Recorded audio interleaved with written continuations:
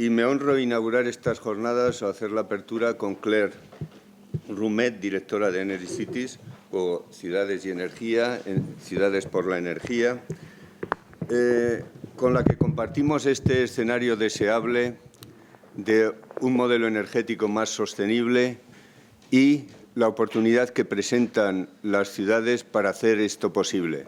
Las ciudades como vectores del cambio hacia un modelo energético más sostenible. Si las ciudades cambian, todo cambia. Y creo que en París hemos compartido la oportunidad que hay para el cambio en estos momentos al socaire de la reunión de París, al socaire de la COP21, y de eso haré algunos comentarios en cuanto al momento que vivimos. El objetivo de estas jornadas es simplemente compartir propuestas, compartir experiencias para hacer viable lo que todos deseamos, que es ciudades más sostenibles, ciudades en las que sigamos aumentando, o mejor dicho, consigamos aumentar la calidad de vida ahora y en el futuro y para una mayoría creciente, que son ciudades sostenibles. Y son ciudades con futuro, las ciudades sostenibles, porque o serán sostenibles las ciudades o no tendrán futuro. ¿Y por qué hablamos en clave energética? Porque, como he dicho, la energía puede ser el vector de cambio para este enorme cambio de paradigma que representa no solo el cambio de producción y de consumo a nivel global, sino también el cambio, la regeneración de las ciudades. La energía puede ser ese vector de cambio que estábamos esperando para este cambio de ficción, para este cambio de paradigma. Y, sobre todo, este cambio en este momento es inexorable, obligados por el cambio climático. Pero creo que una cosa que no debemos olvidar es que el cambio climático, como dice también Naomi Klein, no Naomi Campbell por el momento, el cambio climático es quizá la narrativa más fuerte que tenemos para este cambio de modelo. Y yo diría que, aunque no hubiera cambio climático, habría que cambiar el modelo de las ciudades, habría que cambiar el modelo energético, y que el cambio climático nos ha cargado de razón para hacer este cambio rápidamente. Quiero dar la bienvenida a representantes de 3 ciudades que ya están en ello, que ya están en el cambio hacia la sostenibilidad energética: Barcelona, Málaga, que están ya, y Copenhague. Sobre todo, dar la bienvenida a Copenhague, Mikkel Larsson, que ha venido desde lejos. Bueno, no ha venido desde lejos, viene virtualmente desde lejos, realmente está aquí en la embajada. Y es una satisfacción para la Fundación el reunir aquí a estas 3 ciudades y también a representantes y expertos del Ayuntamiento de Madrid para la incorporación de Madrid también a este cambio inexorable que ya han empezado, como decía, estas 3 ciudades. Mikkel, no ha sido fácil llegar hasta aquí. Te puedo decir que ya en el año 2009, Joaquín Nieto, que hoy no está aquí con nosotros, y yo fuimos a ver a Boasmus Kjeldgaard en el Ayuntamiento de Copenhague, que había empezado ya con el Copenhague Emisiones Cero. Y hablamos del Club de Copenhague para empezar a reunir ciudades. Así que 7 años después empezamos a hablar del Club de Ciudades Sostenibles, de un club soñado del Club de Copenhague, empezar a hacer lo que Copenhague ha planteado para el año 2025. Está claro que necesitamos en todo este camino propósito, visión y sentido de la dirección. Y sobre todo necesitamos algo que es movilizar el recurso más renovable que tenemos, el menos utilizado y además aquel que, si no se utiliza, se degrada, que es el recurso humano, la innovación. Como comentábamos, Mariano, la situación es mala, pero es que el margen de mejora es enorme.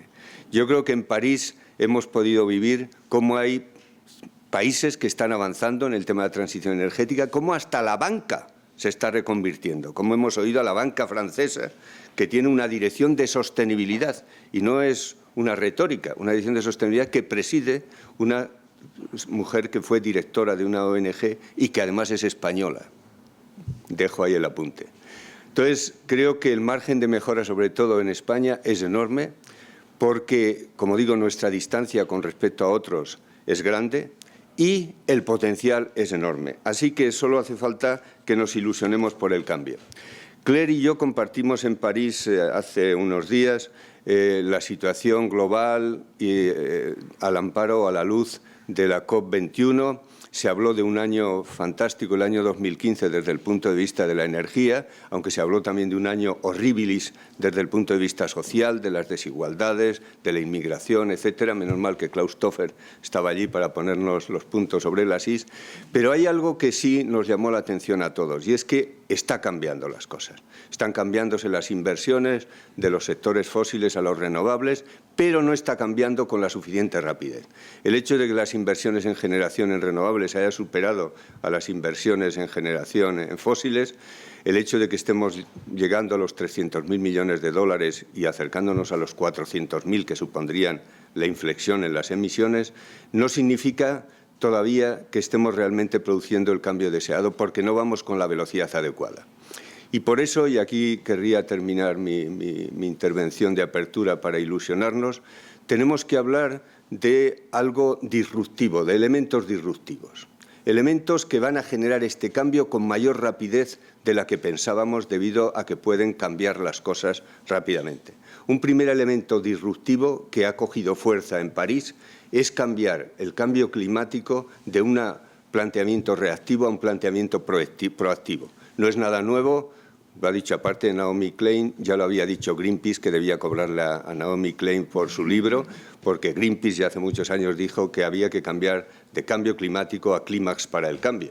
Entonces, en París se ha producido ya un cambio disruptivo en cuanto a que lo que se trata ya no es de reducir emisiones, sino de aumentar la eficiencia energética, introducir más renovables y con ello tener la mitigación del cambio como resultado.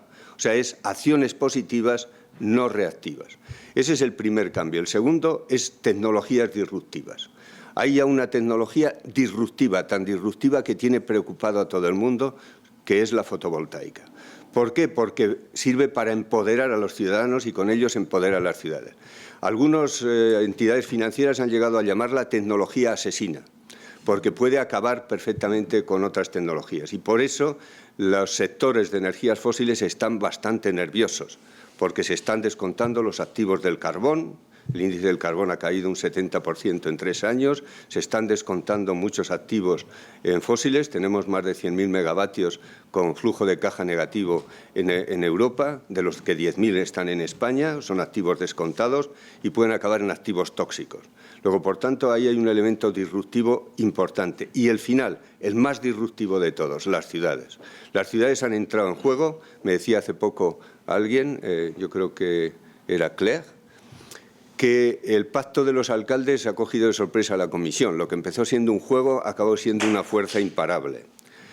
¿Por qué? Porque las ciudades se han dado cuenta que la energía es la razón que esperaban fuerte para apelar al imaginario popular y darles la vuelta a las ciudades en clave energética. Y con ello conseguir elementos que era difícil de conseguir, que es la regeneración de las ciudades, el recuperar las ciudades para los ciudadanos y los ciudadanos para la ciudad. Y todo esto en clave energética y conseguir llevar a los ciudadanos en esta transición energética, no dejar a los ciudadanos atrás. Por tanto, un cambio con también dimensión social, un cambio con inclusión, un cambio en el que se elimine la pobreza energética a través de este empoderamiento y un cambio en el que aparecen, os digo, elementos innovadores brutales. Desde el punto de vista del autoconsumo, sabemos que una región como Murcia puede llegar a producir en sus 14 kilómetros cuadrados de tejados casi toda la energía que necesita para uso residencial, donde se puede generar toda la energía renovable que se necesita para desalar todo lo que es el déficit hidráulico de una región como Murcia. Hoy es más barato montar una energía solar para hacer bombeos, etcétera, que conectarse a la red eléctrica. Sobre todo cuando hay distancias importantes, y lo digo por experiencia propia. Entonces, todo esto en estos momentos es posible, y es posible hacer un empoderamiento de los ciudadanos y de las ciudades en este cambio energético. Así que el desafío que hoy tenemos es enorme, es un desafío ilusionante, y yo espero que dentro de unos años podamos decir que hoy empezó una alianza, que es una alianza para entrar en un círculo positivo, y que las ciudades van a ser el elemento de arrastre para conseguir este cambio a nivel local. Yo sí me gustaría hacer un poquito de historia de dónde nace este interés de la jornada y cuál ha sido el posicionamiento de la Fundación en todo lo que sería el compromiso energético y el desarrollo de las ciudades con futuro. La iniciativa nació en noviembre de 2014, presentamos un documento a la opinión pública que era Ciudades con Futuro, documento que sirvió para las elecciones municipales para mantener un diálogo con todos los partidos políticos en distintos puntos de la geografía española.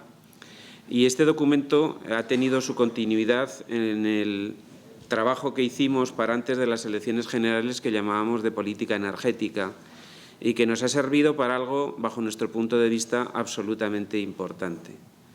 Absolutamente importante porque, desgraciadamente, siempre estamos acostumbrados a hablar de la energía como una cuestión de oferta, como una cuestión de hacer centrales, como una cuestión de traer petróleo, de traer gas, pero generalmente nos olvidamos de lo más importante, que es de la demanda, que es de las necesidades de los consumidores, de los derechos de los consumidores, de los deberes también de los consumidores para poder forjar un futuro más adecuado que el que tenemos.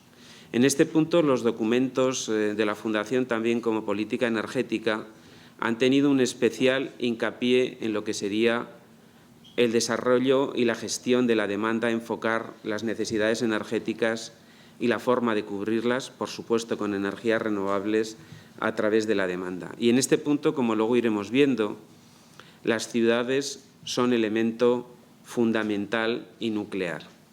Nuestro objetivo no solamente es que podamos ir hacia un modelo energético más sostenible, sino nuestro objetivo es de dotar de instrumentos, de forzar, de establecer un diálogo para que las ciudades asuman realmente el compromiso y el papel que pueden tener. Conocemos las ciudades normalmente como un sujeto pasivo consumidor de energía, en el cual tiene que, en cierta manera, abastecerse de lo que otros desde el exterior nos den. Me da igual que sea electricidad, gasolina, gasóleo, gas, lo que queramos. Bajo nuestro punto de vista, las ciudades son el elemento activo y el elemento, como os decía, nuclear del nuevo modelo energético.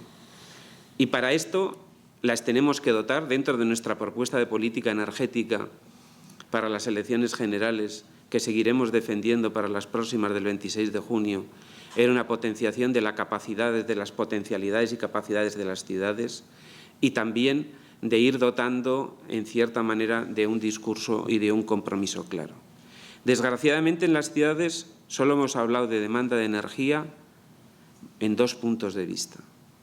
Asumiendo los ayuntamientos unas funciones en relación con la pobreza energética que otros tendrían que haber asumido, hablo desde el Gobierno central a gobiernos autonómicos, a compañías energéticas, que han pensado que el cliente son los buenos y genera dinero, no si suministra energía. Y hay un punto en el que nosotros ha salido a lo largo de las anteriores ponencias, que a mí me parece fundamental. Específicamente, no podemos cambiar el modelo si las normas centrales no lo permiten, pero entre todos y desde los ayuntamientos debemos forzar que ese modelo cambie. Yo siempre digo que España es capaz de exportar increíbles posicionamientos. Para mí, uno de ellos es que estamos reinventando el capitalismo. Con la reforma energética que hizo el actual Gobierno en funciones, la reforma eléctrica, consiguió lo que en cualquier escuela de negocios a nivel de economía de mercado nadie entendería. Liberalizamos el mercado, baja la demanda y suben los precios. Esto, si se lo planteáramos a cualquier economista, diría, oiga, usted se le ha ido un poco la ecuación, porque lo que no puede ser es que en los términos vayan en dirección contraria. Y como decía, lo que sí yo creo que es importante es que las ciudades gobiernen. Hemos oído hablar de ciudades pequeñas, es que muchos de los municipios tienen dinero y no se los pueden gastar, no pueden invertir por el límite de endeudamiento que se estableció en la ley local. Es que en muchos de los casos hay dinero, en muchos de los casos hay voluntad de hacerlo, lo que no hay es posibilidades de seguir adelante. Y ya entrando en lo que sería la presentación, pues a mí al menos cuando hablamos de energía y hablamos de ciudades, lo primero que me llama la atención es que uno de nuestros mayores compromisos no solamente es con las energías renovables, sino también con la eficiencia. Y podemos ver en esta fotografía fantástica cómo estamos cambiando los elementos del lugar. Si es verdad que el sol está en España y las instalaciones fotovoltaicas se hacen en Alemania y en Reino Unido, pues de la misma forma nosotros vemos más por la noche que lo que podemos ver por el día. Esto es la realidad con la que tenemos que pelear y esta es la realidad con la que tenemos que luchar. Y en este punto lo que sí está claro es que la ciudad es el eje fundamental. Y es el eje fundamental porque el 75% de la energía la consumimos en ciudades, porque el 80% de las emisiones las tenemos en ciudades y ocupamos solamente el 2% del territorio. Porque, en cierta manera, yo antes cuando hablaba, Miquel, de Copenhague, en Madrid, ya que estamos hablando de Madrid, tenemos 11,5 millones de toneladas de CO2 de emisiones. Estaríamos hablando de que tocamos a casi 3,5 toneladas de CO2 por habitante. Hombre, esto va a cambiar, porque en cualquier programa político de los partidos que se van a presentar a las elecciones establecen el objetivo, por lo menos en la tercera parte de lo que estamos hablando.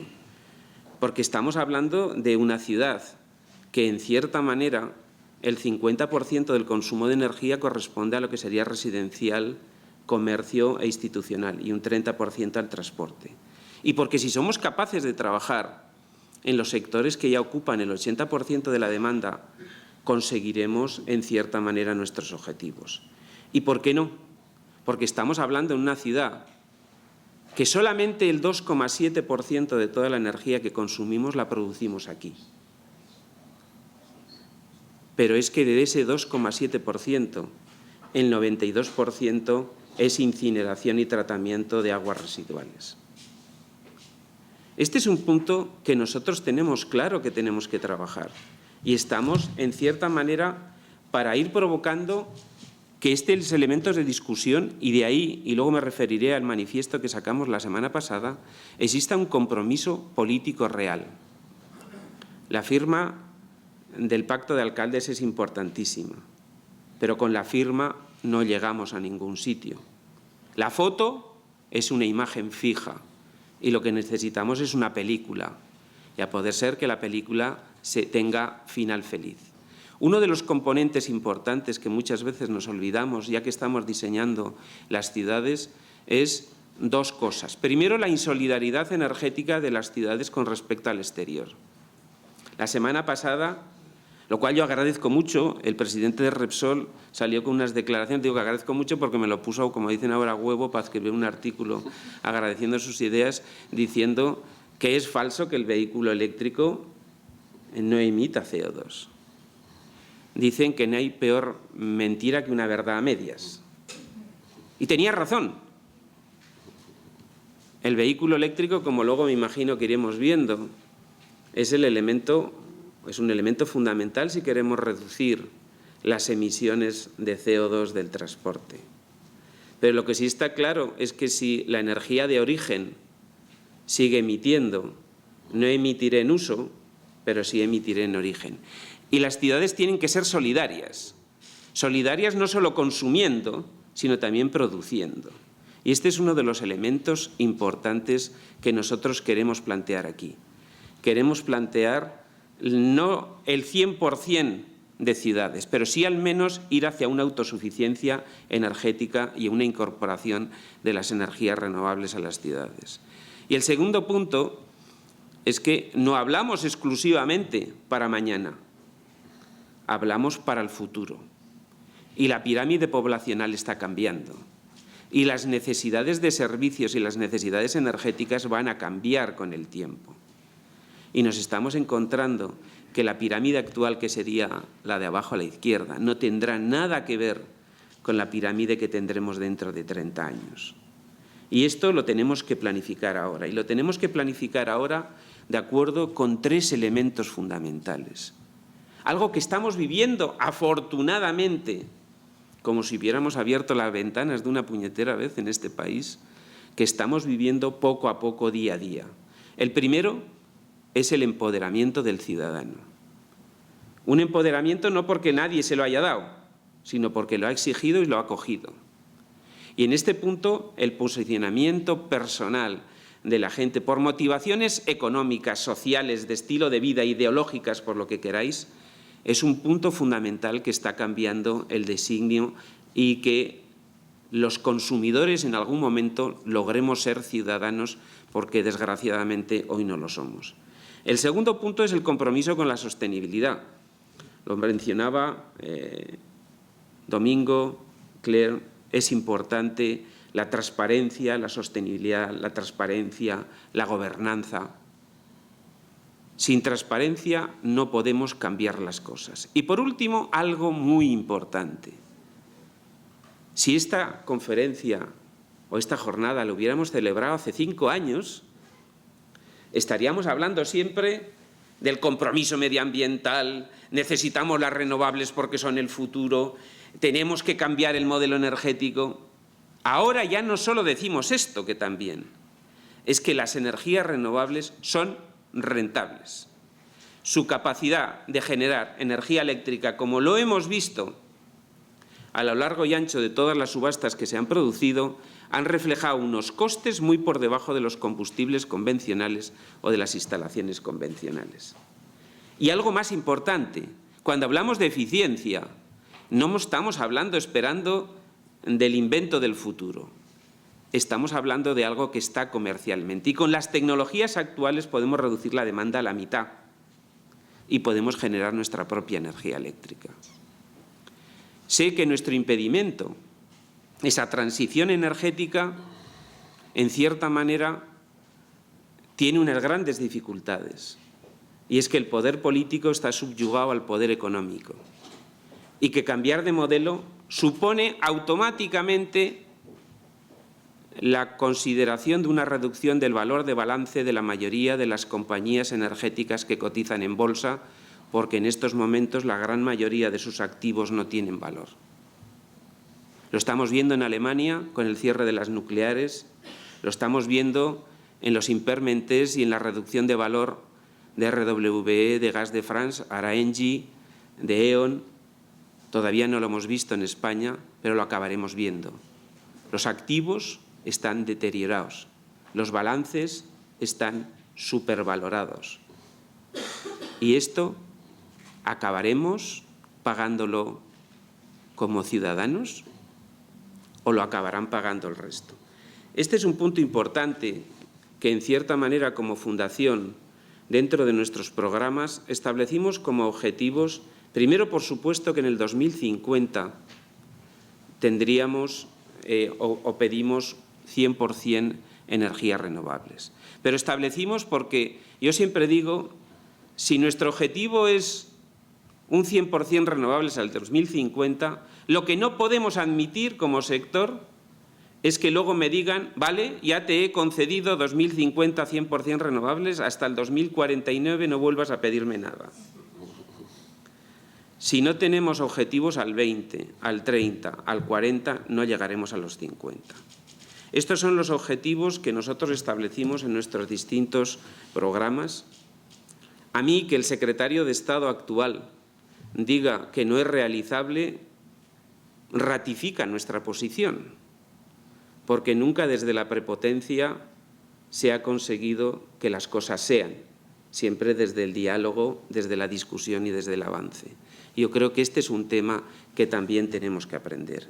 Y en esta línea, como os decía, la semana pasada sacamos un manifiesto que es Madrid Ciudad Sostenible. Como muy bien decía Sergio, y lo ha dicho también Domingo, hemos empezado por Madrid, vamos a seguir por distintas ciudades. Creo que este manifiesto es absolutamente asumible por todas y cada una de las ciudades, porque, como decíamos, reclamamos una ciudad más habitable y comprometida con el futuro y que las actuaciones en materia energética sean motor de cambio y generación de recursos. Afortunadamente, la energía es capaz de generar recursos, es capaz de romper ese círculo vicioso en este caso, ¿no?, como decía, y volverlo a hacer un círculo virtuoso, como decía Miquel esta mañana, y generar que nuestras inversiones no se conviertan automáticamente en gastos, como ha pasado en la Ciudad de Madrid, salvo que esas inversiones sean de carácter social o sean de carácter, en cierta manera, para cubrir necesidades de los propios ciudadanos. Todas nuestras propuestas energéticas generan retorno de dinero para poderlas amortizar. Y luego veremos algunos casos y a partir de la gente que siga o de las 6 personas que van a seguir después de mi charla, veremos cómo es posible invertir y generar recursos. Es posible apostar por unas ciudades sostenibles y unas ciudades con futuro. Ese manifiesto tiene 2 bases: emisiones cero y 100% renovables. Y dentro de nuestras propuestas de manifiesto y de nuestros documentos entendemos que esa propuesta, ese manifiesto, está basado en 7 puntos. El primero, la electrificación de la demanda, fundamentalmente porque la electricidad no emite en uso y tenemos un gran problema de emisión y es mucho más eficiente que cualquier otra tecnología. Cuando una bomba de calor tiene 4 veces y media más que una caldera de condensación de gas, y las propuestas para Europa de la Directiva de Eficiencia están más centradas en el gas natural que en la bomba de calor, no lo entiendo. Cuando las compañías eléctricas están más interesadas en fomentar las calderas de condensación que las bombas de calor, no lo entiendo. Bueno, sí lo entiendo porque el margen que tienen sobre el gas es muy superior al margen que tienen por la electricidad y, al fin y al cabo, aquí no estamos para ayudar a nadie. Aquí estamos para cumplir objetivos y ganar dinero, que es para lo que creamos la compañía. Pero esto es una realidad clara. El primer punto es eficiencia en consumo, rehabilitación energética de edificios, movilidad sostenible, generación en consumo, autoconsumo, autosuficiencia, una visión integral 360 grados. Y una regeneración de barrios y distritos. El punto fundamental, y por eso sacamos el manifiesto, es porque nuestro compromiso con el futuro no es, como la mayoría de las ciudades tienen, tener 200, 300 iniciativas que hay que poner en marcha, sino establecer un compromiso de un objetivo global y hacer el paraguas que se puedan hacer todas dentro de un marco. Nuestra propuesta es que la alcaldesa de Madrid lidere este manifiesto. Y, por supuesto, que como sabemos que esto es a muy largo plazo, vamos a trabajar porque todas las fuerzas políticas ayuden y se unan a la posibilidad de crear, en este caso, un Madrid con futuro, un Madrid con una nueva energía. Y muy ligeramente en cada uno de los puntos, y ya cortando, porque ya veo que Sergio me está empezando a escribir en un papel y no hay nada como conocer, que se empieza ya a mover. Y como son puntos que luego van a hablar los siguientes ponentes, hablando de rehabilitación, no olvidemos una realidad. La realidad es que más del 50% de las viviendas, de los edificios que están construidos, carecen de aislamiento térmico, que el 99% de los edificios, dentro de lo que serían las certificaciones, están por debajo de la categoría A y que, en cierta manera, en muchos de los casos, tenemos un filón auténtico. En Madrid, el 53% de la energía se consume en el sector residencial, comercial e institucional. Todo lo que podamos trabajar en esta línea conseguiremos resultados para el futuro. Es verdad, lo mencionaba Jaime, no es lo mismo ahorrarnos partiendo de 30 kilovatios hora metro cuadrado año a estar hablando de Malmo con 269. Pero a pesar de todo esto, todos los números dicen, imagino que luego Dolores nos lo ratificará, todos los números dicen que los periodos de amortización, la rehabilitación energética, son muy inferiores a los periodos que están las hipotecas contratadas en la mayoría de los edificios. Y, por tanto, supondrían una reducción de la cuota de esas hipotecas que estaríamos hablando. No estamos hablando de 50 años de amortización. Estamos hablando entre 10 y 20 años. El siguiente punto es la movilidad sostenible.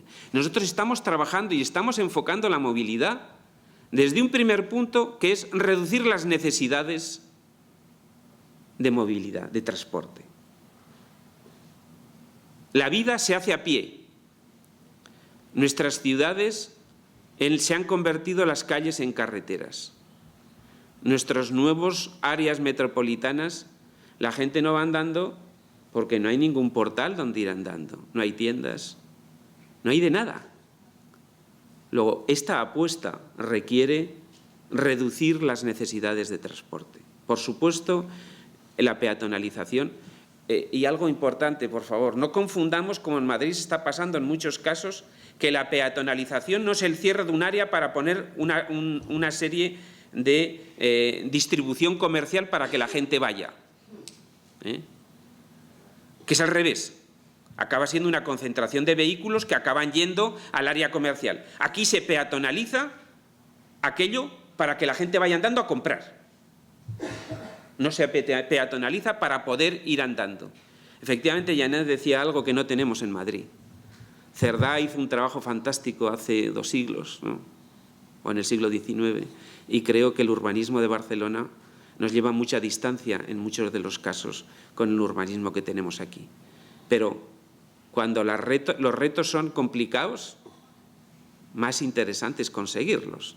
Y aquí no me cabe ninguna duda que nos lo vamos a pasar divinamente. Bueno, y aquí he incluido 2 fotografías, ya que por fin salen. La primera, que además creo que es de Copenhague, Miquel, creo, en una experiencia que se hizo en un puente con todo un montón de coches, la gente que es la del medio que estaba dentro de los coches y toda esa gente podía ir dentro de un autobús.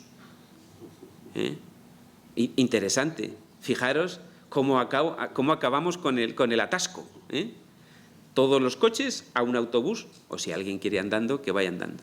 Segundo punto, una estadística, una encuesta que se hizo por parte de la OCU en 2013, en el cual podéis observar como de todas las ciudades españolas, Madrid es la que más kilómetros tiene de carril bici. El carril bici de Madrid es artístico, es pintura pura. Es decir, ¿a quién le dijeron que hiciera un carril bici? No se lo dijeron a un urbanista ni a un arquitecto, sino a un pintor de brocha gorda. Dice, pinte usted una bicicleta y un 30. Y tendrá usted 278, esto es del año 2013, ya debemos tener muchos más porque el tío siguió con la brocha. Madrid es una ciudad en el cual el carril bici se ha elevado al arte, a la pintura. Igual que, por ejemplo, Greenpeace, cuando sacó la rendición de Brenda el otro día en la entrega de las llaves del sector energético, pues también participaba dentro de la pintura. Y a mí me gustaría que, en cierta manera, y se ha dicho aquí, lo ha dicho Miquel, lo ha dicho Janet, lo más importante para un ciclista es volver entero a casa. Al margen de que hay ciudades que, como vaya en bici, va a acabar con los pulmones peor que si se hubiera fumado una caja de Farias. Pero bueno, al margen de todo eso, es importante. El autoconsumo, la generación en consumo. Pues que nosotros vemos como que la compañía eléctrica del futuro tiene este aspecto. Creo que no podemos olvidar que los consumidores en el futuro, como me imagino que luego nos contará Mariano, que la ha sufrido en carne propia, no solamente serán consumidores, serán productores. Y algo importante, la integración. Es importante que los trabajos partan desde la rehabilitación de viviendas que sean permeables, edificios públicos, regeneración del espacio público. Porque uno de los elementos más importantes que tienen las actuales corporaciones es volver a hacer público lo que se ha convertido en privado. Hemos perdido en las ciudades lo que teníamos a nuestra disposición. Hemos perdido la dimensión humana, la velocidad humana. En cierta manera, que todo lo que estemos haciendo esté pensado en los que vivan y no es que los transites. Estas son las bases que nosotros en nuestro documento y en nuestro manifiesto hemos incorporado y hemos incluido. entendiendo el manifiesto como un elemento de discusión, como un elemento de cooperación, no como un elemento de sectorización política, como en algunos casos se ha entendido. Es un documento abierto, que está abierto a que lo firme todo el que quiera y que nosotros entendemos que es necesario que la máxima autoridad de una ciudad considere que la energía, considere que la sostenibilidad es una de sus piezas fundamentales a la hora de diseñar esa ciudad para que sea sostenible y para que tenga futuro. Muchas gracias. Yo voy a hablar de autoconsumo y voy a intentar explicar por qué el autoconsumo es fundamental para el cambio de modelo energético en las ciudades y cuáles son las propuestas que hacemos desde la Fundación para impulsar la generación distribuida, en este caso el autoconsumo. Yo me voy a saltar las dos primeras transparencias porque son introductorias de lo que ya ha dicho Fernando y no merece la pena insistir. Sí, para mí el autoconsumo es el derecho a elegir cómo el ciudadano quiere cubrir su suministro energético. Una instalación de autoconsumo es un sistema que permite al usuario generar su electricidad, de manera que puede cubrir total o parcialmente sus necesidades, utilizando la red para enviar los excedentes de producción o en abastecerse en los periodos nocturnos o en los periodos no cubiertos por su sistema. En las ciudades, principalmente las tecnologías que pueden impulsar este autoconsumo son los sistemas fotovoltaicos, fundamentalmente, aunque también en algunos casos pueden ser eólicos. Para la Fundación, para mí y para la Fundación, el autoconsumo es la clave para una rápida, eficiente y democrática revolución para impulsar un nuevo modelo energético. Si nos centramos en los fotovoltaicos, pues tenemos que decir que para mí la energía fotovoltaica constituye, igual que había dicho Domingo esta mañana, una auténtica revolución, tanto tecnológica como solar, porque tiene una serie de ventajas. La primera es que convierte directamente la energía solar en electricidad, pero tiene un carácter modular y además ya está a precios competitivos. Eso significa, para poner un ejemplo, las primeras placas fotovoltaicas en el año 1955 estaban a un precio así de como de $1.500 vatio y daban un 3% de eficiencia. En la actualidad podemos comprar módulos a $0,4 vatio pico y tenemos una eficiencia media tecnológica del 22%, lo cual eso significa en muy poco tiempo una auténtica revolución tecnológica y científica, pero además tiene una serie de beneficios sociales y medioambientales evidentes. Es una energía limpia, permite producir en las ciudades cerca donde se producen los consumos. Muy importante es que descentraliza el suministro eléctrico, rompe, por tanto, el monopolio y, además, muy importante, responsabiliza al ciudadano ante su consumo eléctrico, es decir, democratiza el consumo de energía. Para mí, esa auténtica revolución fotovoltaica tiene que ver con este esquema que pongo ahí. Es decir, tenemos tecnologías maduras, tenemos costes competitivos, que podemos, por tanto, sustituir unas tecnologías más modernas por otras. Sin embargo, para que se produzca ese cambio tecnológico y social, necesitamos una legislación adecuada que no tenemos. La legislación que tenemos en España nos sitúa a la cola de todos los países desarrollados en cuanto a autoconsumo, como ahora veremos, pero también tenemos una importante falta de demanda social, falta de compromiso social por la ciudadanía que no podemos olvidar, ¿no? Si toda esa rueda la pudiéramos poner en marcha, realmente tendríamos el cambio tecnológico y social que todos deseamos, ¿no? Para no entrar en lo que el Real Decreto nos hace, decir que sí rápidamente, y no es el objetivo de esta reunión o de este debate hablar del nuevo Real Decreto, pero en fin, nos pone un cargo fijo por potencia, nos pone un cargo por la energía autoconsumida, que además no aplica para las instalaciones pequeñas de menos de 10 kilovatios, pero a cambio nos niega a recibir nada por la energía que vertemos a la red, etcétera, aparte de otras muchas limitaciones que podemos comentar más adelante. Es decir, tenemos realmente un decreto o una regulación de autoconsumo pensado para que no se hagan instalaciones de autoconsumo en España, ¿no? Pero como la tecnología es evidente y además la realidad es tozuda, pues yo hace años me planteé poner una instalación fotovoltaica, que ahí muestro la fotografía de mi casa, donde está puesta. Una instalación fotovoltaica tiene, entre otras ventajas, que es una instalación tecnológicamente muy sencilla de instalar, ¿no? No necesitamos nada más que poner una serie de paneles en un sitio en el que normalmente le dé el sol, aunque La cosa no fue tan fácil porque al pedir la licencia de obras al Ayuntamiento de Málaga me dijo que no me la daba porque tenían impacto visual los paneles y me remitían a esconderlos, que no se vieran desde la calle, ¿no? A mí me gustaba que se vieran, no entiendo por qué. Entonces yo le explicaba al administrativo de la Gerencia de Urbanismo que si no se ven tampoco les da el sol, ¿no? Y que entonces pues que habíamos hecho un mal negocio, ¿no?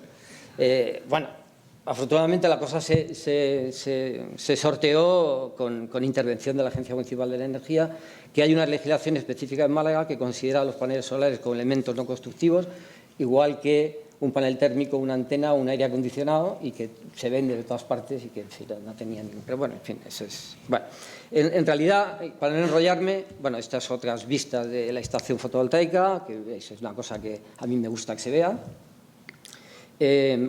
con los paneles en una pérgola integrados de alguna manera en la estructura del edificio para que quedan bonitos y poco más, es un inversor, una pequeña caja de conexionado de protecciones de continua alterna y al lado del contador de la compañía unas pequeñas protecciones que obliga a la compañía eléctrica y una caja pequeña donde se hacen los paralelos, una instalación que se ejecuta en 2 días como mucho, por torpe que sea el instalador, y que sin embargo tardé más de 6 meses en los permisos administrativos para ponerla en marcha y fue al final gracias a mi amigo Fernando que se pudo desbloquear la situación, ¿no? Si no, seguramente todavía estoy pidiendo los permisos para legalizarla. El nuevo Real Decreto me ha vuelto a ilegalizar, con lo cual vuelvo al punto de partida, como en el juego de la oca, ¿no? Te vuelven a la casilla 0. Ahora me piden que vuelva a empezar todos los trámites administrativos de nuevo, cuando yo tengo un número de registro en el Ministerio que dice que mi instalación es perfectamente legal, y es más, la compañía me cobra los peajes, ¿no? Los del Real Decreto antiguo, pero no me paga nada por la energía vertida, estamos ahora reclamándole a la compañía que me los pague, ¿no? Pero no nos hemos puesto de acuerdo todavía. Bueno, decía que la realidad es tozuda y no quiero ir rápido, porque quiero mostrar algunos resultados que yo he obtenido en mi vivienda, ¿no? En el año 2013 no tenía ninguna instalación, no tenía nada, tenía pues la casa tal cual me la habían dado el constructor, tenía un consumo elevado, estábamos hablando de 16,1 kilovatios día, pensamos que eso era mucho, nos planteamos averiguar dónde estaban nuestros consumos energéticos, para lo cual diseñamos un sistema de medida para medir en tiempo real los consumos energéticos, cosa que además es importante, este es otro aspecto negativo de nuestro sistema eléctrico, el usuario no tiene acceso a los datos de su contador de medida, cuando el contador inteligente de manera muy sencilla con las tecnologías actuales podría el usuario tener acceso en tiempo real a su consumo eléctrico. No se puede tomar medidas sobre aquello que no se conoce, de manera que si tú no sabes en dónde estás consumiendo, difícilmente puedes tomar medidas, no solamente de ahorro energético, sino ni siquiera de instalación de autoconsumo. Bueno, pues solamente cuando vimos dónde estaban nuestros consumos más gordos en la vivienda, solamente con medidas de ahorro energético, que antes de poner la estación fotovoltaica conseguimos un 37,2% de ahorro, ¿no? Fundamentalmente fue sustituir las bombas de calor, que eran muy antiguas y muy poco eficientes y que tenían además un consumo de stand-by, las dos juntas como algo así de 200 vatios en continuo, solamente por tener el diferencial subido. Y la cocina que se cambió por vitrocerámica en vez de o por inducción en vez de la cocina antigua vitrocerámica. Quiero decir que el objetivo que nosotros planteamos en la vivienda es demostrar que con muy pocas medidas de ahorro y de eficiencia y con una instalación de autoconsumo podíamos tener una casa con emisiones cero. Bueno, pues el siguiente paso fue hacer la instalación fotovoltaica, hicimos una instalación de 3 kilovatios, se puso a finales de 2014 y durante el 2015 pues el resultado podéis ver ahí, hemos tenido un ahorro respecto ya al 2014, es decir, respecto a los 10,1 kilovatios, pues de un 49% de ahorro, ¿no?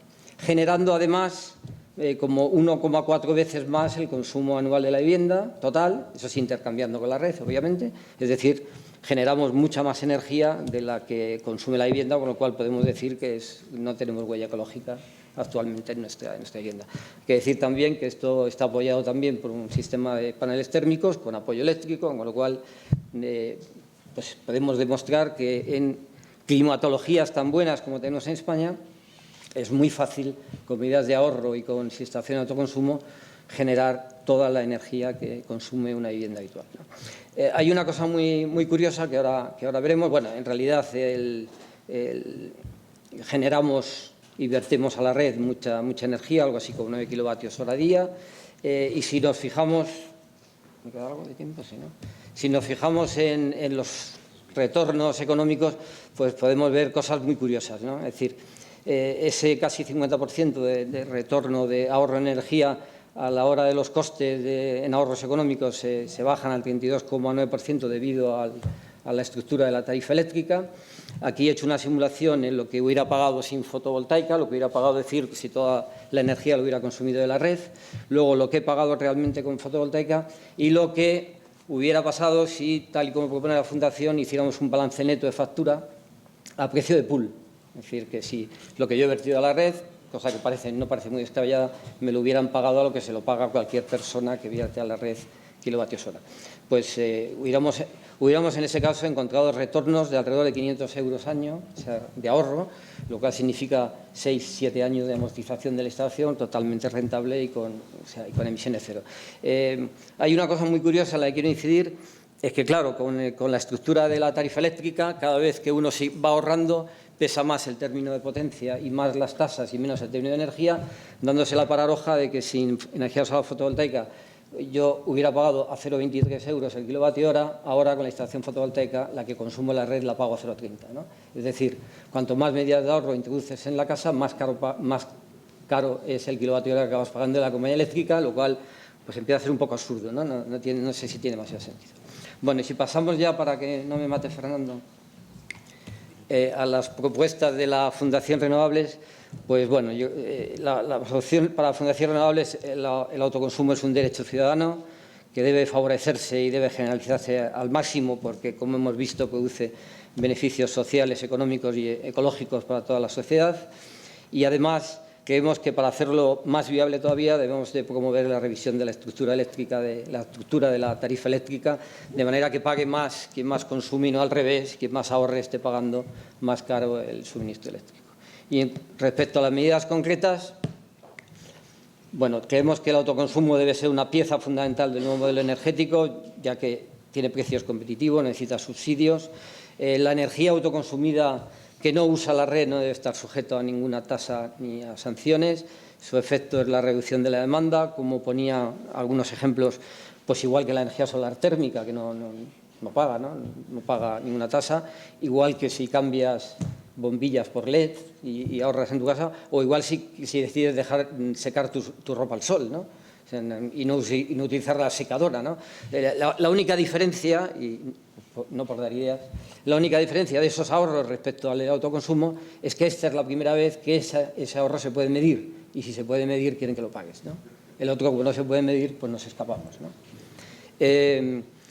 Creemos que se debe optar por un autoconsumo sin limitaciones ni restricciones de potencia de energía, cosa que el actual Real Decreto impone.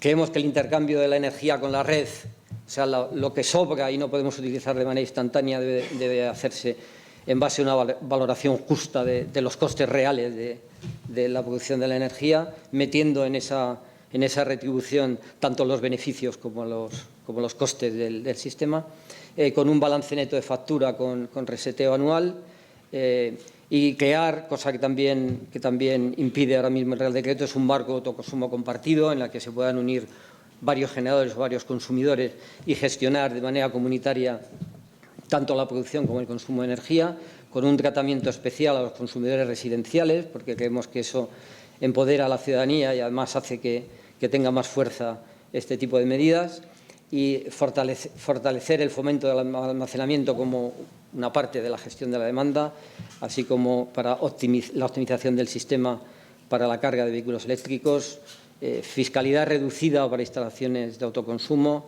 así como que el registro y la autorización administrativa sea una cosa sencilla y sin barreras. O sea, yo no acabo de entender por qué uno puede poner una instalación de aire acondicionado, que es bastante más complicada de hacer que una instalación de autoconsumo, y no necesita nada, ¿no? Va a la compra en el Corte Inglés y se la ponen, y para poner un panel en tu casa hay que organizar este tinglado, ¿no? O sea, no acabo de entenderlo. Decir eso, ya, ¿no?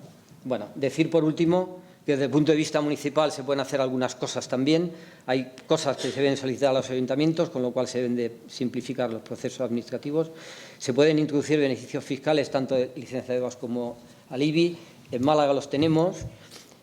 no funcionan, pero los tenemos. Es decir, cuando pide la licencia de obra tú la pagas y luego cuando vas a decir, oiga, yo era para una instalación solar, hay una normativa municipal que me permite no pagar licencia de obras, entonces tienes que llevarle la ley al funcionario porque no la conoce y entonces luego tienes que pedir que de usted páguelo y luego ya, si acaso, ¿no? Entonces la pagas y ahora llevo un año esperando que me lo devuelvan, cosa que todavía no han hecho. Lo mismo ocurre con el IBI, hay una reducción del 50% en Málaga por los 2 primeros años después de poner la instalación de autoconsumo de reducción del IBI, la misma cosa, primero lo pagas porque el funcionario no sabe que existe la normativa y ahora pedimos que no lo devuelvan, cosa que tampoco han hecho. Implementar instalaciones de autoconsumo en los edificios y dependencias municipales como manera de empoderar también y dar ejemplo, ¿no? Si esto es lo que se puede hacer, como hemos visto en una vivienda particular, que sí o sí hay consumo nocturno, que se podría hacer en edificios administrativos donde el consumo es diurno, ¿no? Fundamentalmente, ¿no? Y para mí muy importante promover el conocimiento sobre el consumo eléctrico, lo he dicho antes, lo que no se conoce no se puede actuar sobre ello. Debemos de pedir, no sé por qué tenemos que comprarnos más cacharros para conocer nuestro consumo eléctrico, cuando los contadores de la compañía eléctrica deberían de podernos facilitar a los ciudadanos el acceso a nuestros datos de consumo. Como bien decía,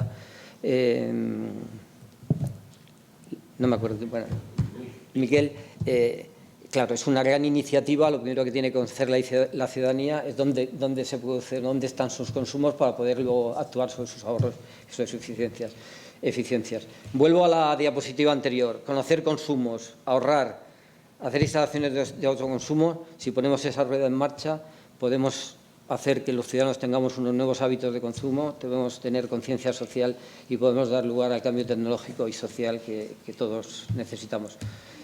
Por último, creo que es tiempo de actuar. El sol no debe ser solo para broncearse. Lo sufrimos en Málaga, cuando llega el verano nos escondemos del sol, pero podemos aprovecharlo para otras cosas. Muchas gracias y perdonad. Yo solo querría, voy por la conclusión, como aquí hay mucha gente de los ayuntamientos, técnicos municipales, algunos concejales, nos hubiera gustado que hubieran habido mucho más, pero es un buen primer paso. Como dice Fernando, vamos a ir por el resto de las ciudades. Y yo lo que quiero que se lleven es que todo lo que se ha dicho aquí es importantísimo, pero hay que hacerlo con la gente. Decía Víctor que hace falta unas minorías que movilicen. Efectivamente, unas minorías podemos ser los que estamos aquí, que nos lo creemos, pero hay que hacerlo con la gente. Este cambio de modelo energético, este camino hacia la sostenibilidad, tiene que contar con el apoyo social. Había preparado una presentación, pero voy a pasar por muchas de ellas muy deprisa porque ya estamos en tiempo de coloquio y creo que el coloquio es lo más importante hoy. Es que, en primer lugar, podemos pensar, bueno, vale, esto de la gente está bien, pero ¿por qué nos vamos a complicar la vida? Esto de tener que hablar con los municipios, con toda la ciudadanía, pues puede ser un poco de follón. Pues sí, pero hay que hacerlo. Vamos a hablar de esos prejuicios y esas ventajas de la participación. Voy a apuntar muy rápidamente cómo lo hacemos y voy a poner el ejemplo de la Fundación. La Fundación es eso, es participación ciudadana. Somos unos señores que nos hemos creído esto, nos hemos juntado, cada uno viene de donde viene y en eso estamos trabajando. Y predicamos con el ejemplo porque en todos nuestros documentos le damos mucha importancia a la participación. ¿Por qué complicarnos la vida? Hombre, pues porque desde el principio, desde la Declaración de Río de 1992, estamos de acuerdo y es uno de los principios, el principio 10º de esa declaración, hablábamos de que el mejor modo de tratar las cuestiones ambientales es con la participación de todos los ciudadanos. Hay otras cosas que se pueden hacer sin ellos, pero en este ámbito en el que estamos tenemos que partir de eso. Es la resolución de estos problemas que nos enfrentamos no se pueden resolver por un Real Decreto Ley hecho en un despacho, aunque el reciente Gobierno que tenemos ahora sí se lo ha creído así, que se puede hacer todo por Real Decreto sin hablar con la sociedad. Hay que hablar con la sociedad. Es imprescindible hacer participar a todos los sectores y a todas las sensibilidades, no como hasta ahora. Ayer había una noticia de que el comisario europeo de Energía y Clima, el señor Cañete, del 95% de las visitas que ha recibido desde que es comisario son a los lobbies energéticos y solo un 5% a las organizaciones ecologistas. Bueno, pues hay que intentar ser equilibrado. Estamos todos en este mundo y hay que intentar escuchar a todas las sensibilidades para ese mejor entendimiento de la sociedad, de todos los actores. Y para nosotros, para la Fundación, aquí me pongo el gorro de la Fundación, aunque ya en el programa esté como director de mi empresa de comunicación, en la Fundación lo tenemos muy claro. O sea, el nuevo modelo energético no es que preconizamos no es cambiar unas tecnologías por otras, no, es un cambio cultural, es un cambio social. Lo que queremos es promover un cambio de paradigma en la forma en que nos relacionamos con la energía. Y en ese ámbito situamos al ciudadano en el centro del modelo energético y, por tanto, tenemos que contar con él en todas las etapas de esta transición. Sin embargo, hay algunos prejuicios. Oiga, es que esto a los ciudadanos estas cosas no le importan, esto lo podemos hacer nosotros solos. ¿Es mucho tiempo? Pues sí, es mucho tiempo. Y puede complicar las cosas, pero merece la pena porque va a enriquecer muchísimo el resultado final. Si no estamos con la participación de entidades ciudadanas, que vamos a ver luego qué tipo de entidades pueden ser, no vamos a conseguir un resultado óptimo. Me saca ya, creí que me sacabas ya la tarjeta roja, digo, bueno, qué rápido.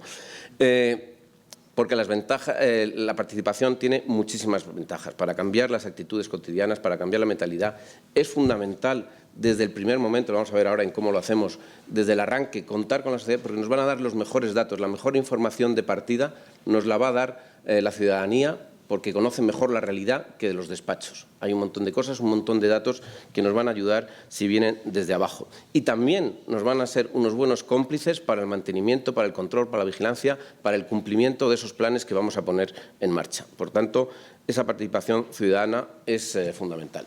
¿Y cómo lo hacemos? Hay muchas herramientas. Está muy estandarizado todo lo que podemos hacer desde el arranque, en el momento del diagnóstico, a la hora de elaborar el plan de actuación. En implementar ese plan hay que hacerlo con los ciudadanos y, como decía anteriormente, en el seguimiento y en la evaluación. También los ciudadanos tendrán que evaluar si hemos conseguido los objetivos. ¿Cómo lo hacemos? También pues hay un montón de iniciativas como estas que podrían estar promovidas por las entidades municipales. En este caso, tenemos que agradecer al Ayuntamiento de Madrid que nos haya cedido este local. Pero hay un montón de consejos consultivos que poner en marcha, encuestas, audiencias públicas, que no se hacen en muchos casos para muchas cosas en las que la ciudadanía podría aportar a través de asociaciones, de colegios profesionales, etcétera, podría hacer muchas cosas. E insisto, a los responsables municipales, si se han creído la primera parte de todo lo que han escuchado hasta ahora, compártanlo con los ciudadanos de su localidad, de su municipio, sensibilicen, comuniquen, porque es fundamental para el éxito de esto. Los actores de esta participación, y estoy yendo muy deprisa porque me hacen indicación de que estaban ya llegando para la clausura, pero antes tendremos un tiempo de coloquio, pues los actores tienen que ser las organizaciones ecologistas que llevan trabajando y preconizando esto más años que nadie, tienen que ser las asociaciones de vecinos, tienen que ser las asociaciones empresariales también. Y yo ahora pongo, por ejemplo, la unión que ha habido tan interesante en Baleares para hacer frente a los planes de prospecciones petrolíferas. Se ha unido toda la sociedad. Las asociaciones empresariales se han sentado codo con las organizaciones ecologistas, con los sindicatos, con movimientos ciudadanos, y es muy importante trabajar en esa línea con todas las entidades. No se trata de que los que más estemos por delante en exigir este cambio de modelo seamos los únicos interlocutores. No, tenemos que contar con todos los interlocutores, incluidas las organizaciones sindicales, los centros educativos. Muy importante que trabajemos en la sensibilización con los más jóvenes.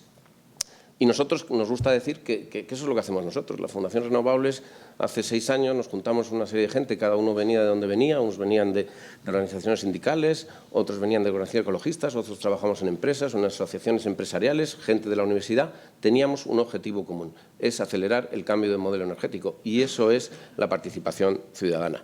Nosotros somos un movimiento ciudadano, vivimos, y nuestros escasos recursos son las cuotas que ponemos los socios protectores y los patronos. Tenemos algunas ayudas que agradecemos de entidades sin ninguna contraprestación. Hay entidades que les gusta lo que decimos y nos ayudan a decirlo. Nos gustaría que hubiera muchas más y nos gustaría también que hubiera muchos más ciudadanos detrás de nosotros, pero estamos encantados de que con los pocos recursos que hemos tenido hemos logrado ser un referente en el debate energético y, además, pues yo creo que hemos contribuido, estamos muy orgullosos de eso, a crear un movimiento tan interesante como la Plataforma del Nuevo Modelo Energético. Estuvimos en su origen, seguimos a su lado, ellos ya tienen su vida propia, pero eso es la ciudadanía en marcha para cambiar las cosas. Y simplemente señalar un último punto, predicamos con el ejemplo. En todos los documentos que hemos aprobado siempre hablamos de esa preocupación de sensibilizar, de comunicar, de contar con los ciudadanos. El último de los documentos, el de propuestas de política energética, la hoja, la energía como vector de cambio para una nueva economía y una nueva sociedad. documento de 80 páginas que colgamos, que está en nuestra web, como el documento Ciudades con Futuro, pues ahí hablamos de que es fundamental, entre las 300 y pico medidas, dedicamos un par de páginas a desarrollar los instrumentos sociales en la gestión de la energía, porque consideramos que es muy importante.